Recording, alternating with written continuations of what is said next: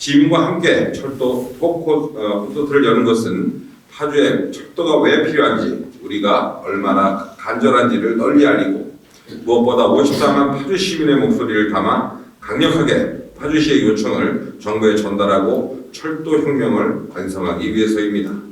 이제 우리는 3호선, GTX-H 통일노선, KTX 파주 연장 등 100만 도시 파주에 걸맞는 철도망을 구축하기 위해 한마음 한뜻으로 나서야 합니다.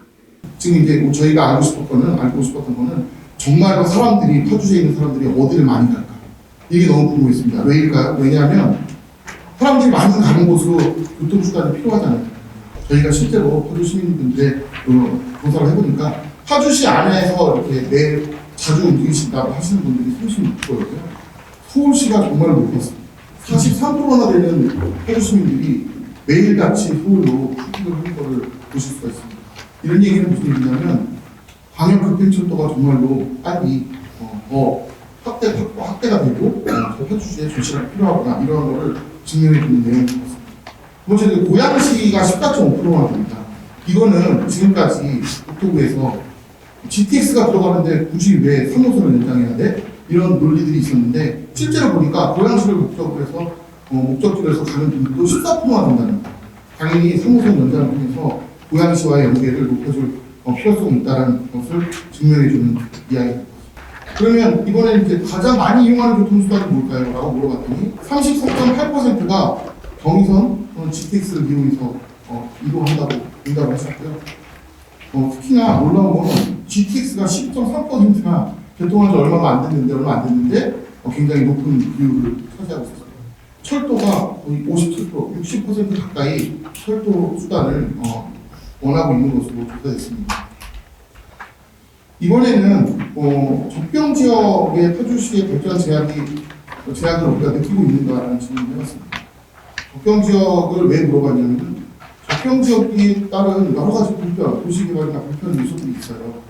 건설이나 건물을 올린다든가 여러 가지 제약이 있기 때문에 교통 유발을 하는 어떤 한계의 조건이, 제약 조건들이 있거든요. 실제로 철도라든가 이런 수요 유발에 악영향이 있을 수 있기 때문에 이 부분을 시민들이 인지하고 계신다라고 했더니 78% 놀랍지 않습니까? 78%면 80% 가까운 수치입니다. 80%의 파주 시민들이 그렇다, 우리 발전 제약에 어떤 제약을 갖고 있다라고 대답을 해주셨고요. 그래서 가장 불편한 게 뭐냐? 도시개발 제약과 규제 38%, 교통 접근성 불편이 39.6%로 조사가 됐습니다.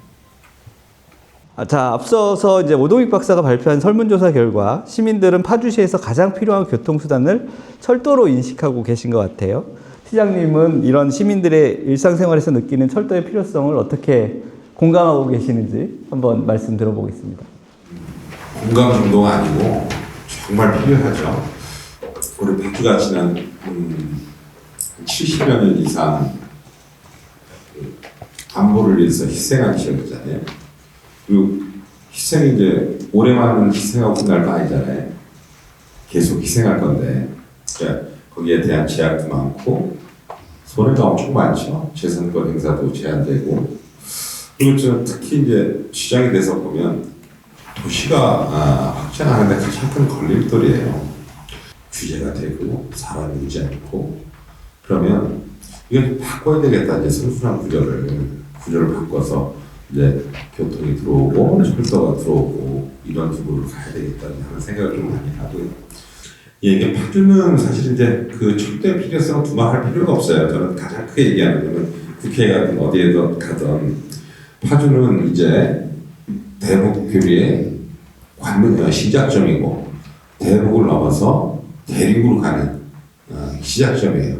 그래서 제가 도로나 철도는 파주까지 와야 된다. 그 말씀을 계속 드려요. 그러니까 잠재 성장률이 2% 미만으로 들어갔잖아요. 근데 저는 지금 우리가 3%, 4%, 5% 가려면 앞으로 대륙으로 가야 된다고 생각합니다. GTX는 이제 남은 게 이제 그 강남을 통과해가지고 동탄까지 이제 직접 연결하는 거죠. 그래서 이제 GTX는 뭐 다 성취하신 거다 이렇게 생각하실 거예요. 그럼에도 불구하고 여전히 파주 시민들은 철도를 더 요구하고 있잖아요. 그래서 시민들을 위해서 추가로 추진하고 있는 철도 사업이 있다면 좀 간단하게 설명해 주십시오, 시장님. 예, 지금 가장 좀 시급하게 지금 저희가 생각하는 이제 3호선입니다. 3호선은 이미 3차, 4차 때 들어가 있었어요. 그래서 이번 5차에 3호선이 5차에 그 계획이 반영되기를 우선 준비를 하고 있습니다. 3호선은 아마 모든 파주 시민의 바람이 똑같을 겁니다. 그래서 이 부분들을 지금 잘 준비를 하고 있고요. 그다음에 GTX-A가 이미 저희가 체감하고 있는데 우리 국부에도 GTX-H가 꼭 필요하다. 이런 말씀드리고 또 그 운정에서도 30분, 운산에서도 30분 할 수 있는 GTX-H를 꼭 해야 되겠다 하는 생각도 들고, 그다음에 그 통일노선이 하나 있는데 통일노선은 사실 이미 그 국도 1호선 통일로가 이미 도로로서의 기능을 상실했습니다. 지금 그 길로 해서 서울을 가면 시간이 어마어마하게 걸려요. 그래서 이거를 대체할 수 있는 거는 저희가 통일로선 대안이 없다. 우리 철도 전문가인 오동익 박사님, 그 다음에 도시 전문가인 양광식 교수님, 파주가 아주 특별하게 철도에 이렇게 큰 관심을 갖는 이유가 뭔지 혹시 전문가적 시각에서 한 말씀 해주신다면요? 철도가 그럼 왜 이런 상황에서 가장 핵심적이냐? 성장하는 시기에는 도로를 아무리 공급을 해도 모든 도로가 막히는 거예요.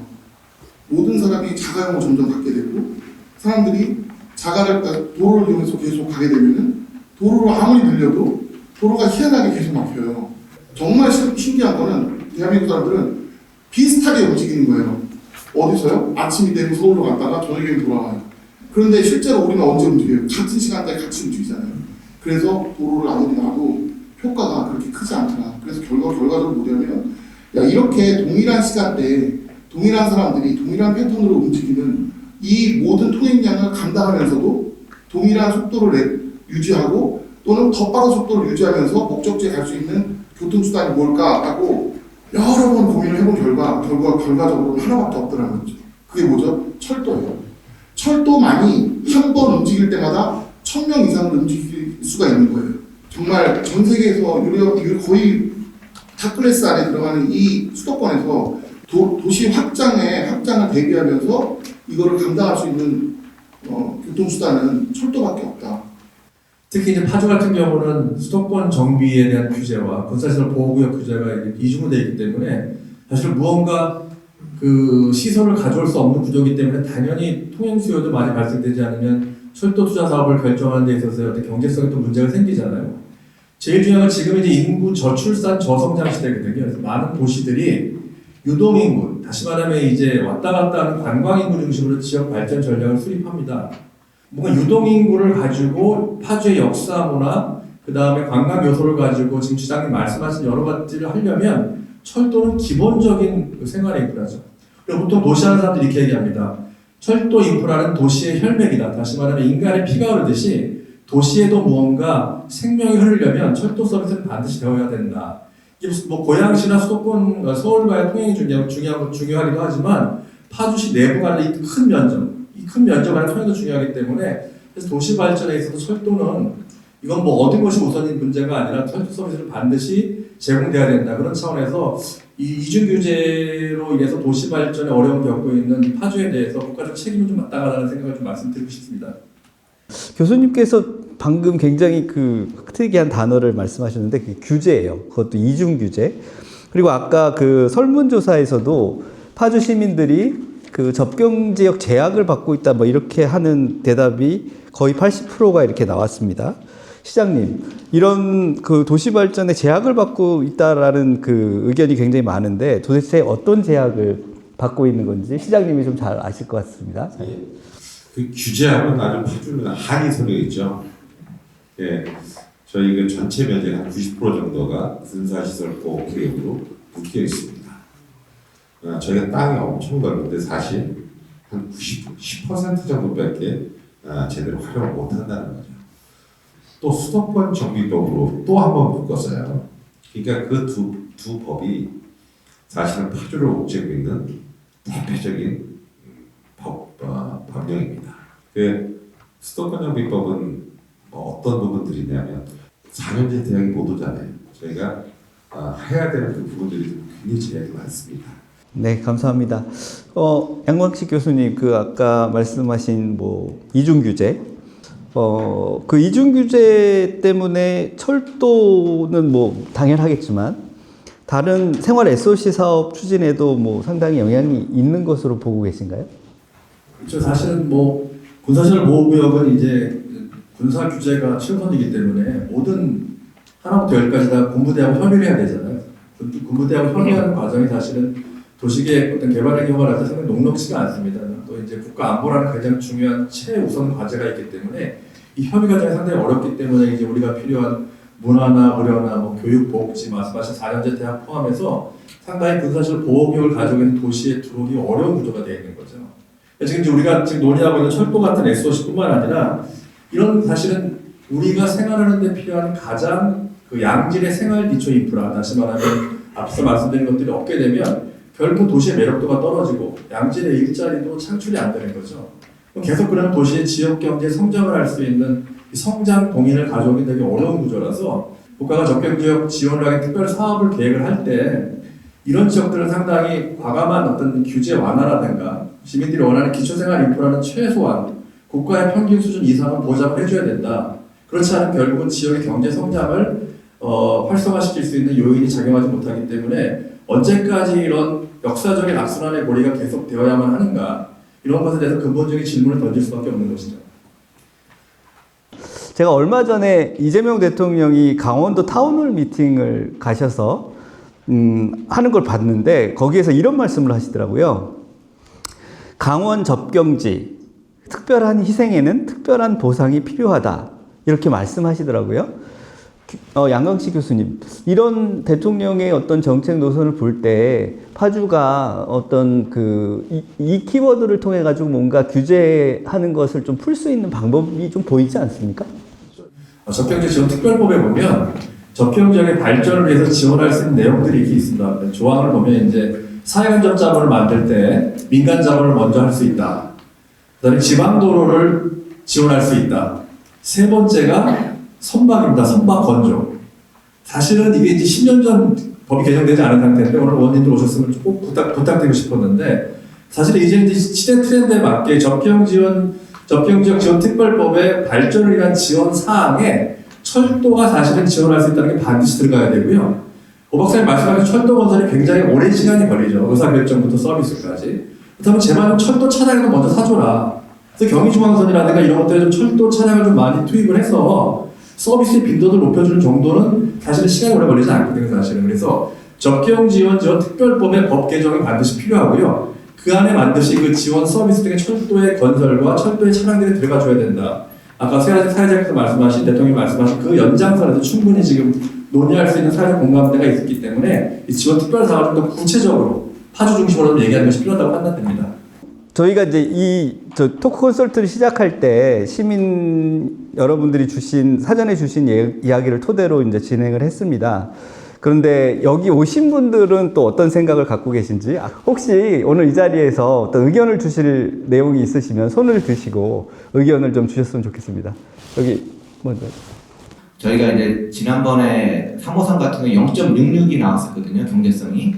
근데 그 정도로 남북 접경 지역에 한해서 예타를 좀 완화하는 그런 가점을 부여해서 그런 거를 특별법에 좀 넣었으면 좋겠다라고 생각을 해서 그런 부분을 좀 적극적으로 해주시면 좋을 것 같고. 54만 갖고서 어떻게 그걸 경제성으로 철도가 연계가 되고 좀 하죠. 그렇지만은 국가에서 아까 말씀하시듯이 국가에서 미래를 향해서, 우리 시장님이 미래를 향해서 이렇게 미리미리 인프라 조성을 해놓듯이 그렇게 해놓는다면은 좋은 것 같습니다. 단 한 가지는 지금 경의선이 지금 도라선까지 만들어져 있습니다. 잘 아시다시피. 근데 기차가 그냥 시범적으로만 다녀요. 오전 6시에 한 대, 7시에 한 대 출근용으로 그렇게 하고 12시에 점심 때 또 노인네들 타고 다니시게끔 11시, 12시 한 대, 두 대 이렇게 하고 그리고 또 저녁 때 퇴근 6시, 7시 이렇게 6번만 다니게 해도 좋을 것 같습니다. 파주까지 KTX가 와 있어야 하고요. 그 다음에 경인중앙선도 이 앞까지 아까 말씀하셨는데 오늘 제가 한번 제안 한번 해볼게요. 네, 그 다른 그 철도도 그렇고 좀 와 있어야 된다고 생각합니다. 그래서 그런 부분들이 앞으로 파주 발전과 작게는 파주 발전이고 크게는 대한민국이 나아가야 할 방향이 아닌가. 독일의 접경 지역을 보면 독일의 접경 지역을 통일됐을 때 그 접경 지역에 대한 접근성에 대한 문제 때문에 통일 후에 독일 발전이 상당히 생각보다 느렸거든요, 사실은. 그래서 제가 부탁드리고 싶은 것은 파주의 단순한 지하철 연장, DTX 연장의 문제를 파주시의 문제라기보다는 국가 전체 미래의 문제를 포장하는 게 훨씬 더 무게감이 있습니다. 그런 걸 좀 얘기해가지고 국가처럼 담론을 가지고 승부를 해야지 파주에 무슨 신도시인데 서비스해주세요, 교통 막히면 이런 얘기는 사실은 대한민국 246개 지자체가 다 얘기합니다. 이런 얘기 가지고 얘기하면은 그냥 중앙정부들은 그냥 원어부대로 듣거든요. 많은 얘기 중에 하나다. 그러니까 차라리 대립 명분이 가장 중요한 것이 뭐냐? 국가가 평화 통일을 지향하는 미래 지향적이 되려면 이 파주라는 것이 접경 지역에 대한 이 숨통을 틀어주지 않으면 안 된다는 이런 그런 큰 그림의 담론을 가지고 좀 이렇게 큰 그림을 던져주면서 파주 역할을 얘기하고 주변 접경 지역과의 연대를 얘기하면 이건 파주에서 나오는 교통 수요의 문제를 풀 수 있거나 생각이 들어서 반드시 파주의 접경 지역에 대한 철도 연결은 국가의 100년 대계다 라는 식으로 뭔가 조금 더 그런 차원의 홍보 마케팅이 필요하지 않고 그런 절실한 호소가 결국은 이런 간단한 문제를 풀 수 있을 거라고 생각이 돼서 그런 사례를 좀 파주에 투자한다는 거는 소멸되는 돈이 아니에요. 선 투자하는 거죠. 나중에 통일돼서 투자할 것을 미리 투자해 놓고 파주의 접경 지역에 사시는 분들한테 혜택을 또 주는 거기 때문에 우리 양 교수님이 말씀하신 그런 어떤 국가적인 차원에서의 접근이 필요하다는 것에 전적으로 동의합니다. 저는 오늘 이 토크 콘서트를 마치면서 세 분의 말씀, 그러니까는 그 접경지 예타 가점이라든지 여러 가지 혜택, 그 다음에 이장님이 말씀하신 뭐 국가 지원이라든지 아니면 지금 이왕 또 이용되고 있는 철도도 좀 우리가 편하게 좀 이용하게 해달라는 이런 지적들이 너무 고마우신 것 같아요. 전 몰랐어요. 전혀. 제가 이제 알게 됐으니까 많이 알리고 뭐 존경하면서 티격태격했던 어떤 공무원이 쓴 책이 생각이 났어요. 갑자기. 거리의 종말이라는 책을 썼더라고요. 교통수단이 굉장히 빨라지고 효율적이 되면 우리에게 거리는 더 이상 제약이 아니다. 그래서 우리가 파주에 살든 서울에 살든 아무 의미가 없다라고 얘기하셨듯이 파주가 완전히 거리의 제약에서 벗어날 수 있도록 그런 미래를 저희가 한번 기대해 보겠습니다. 말씀대로 담론을 거대 담론으로 그래서 준비를 하는 것도 저희가 같이 가야 될 부분들이라고 생각합니다. 우리 파주에 아까 쭉 말씀하신 지하철 3호선, GTX, H, 그다음에 KTX, 그다음에 통일노선 여러 이 부분들이 할 수 있도록 시민들과 함께 최선을 다하겠다는 말씀드리겠습니다. 네, 감사합니다.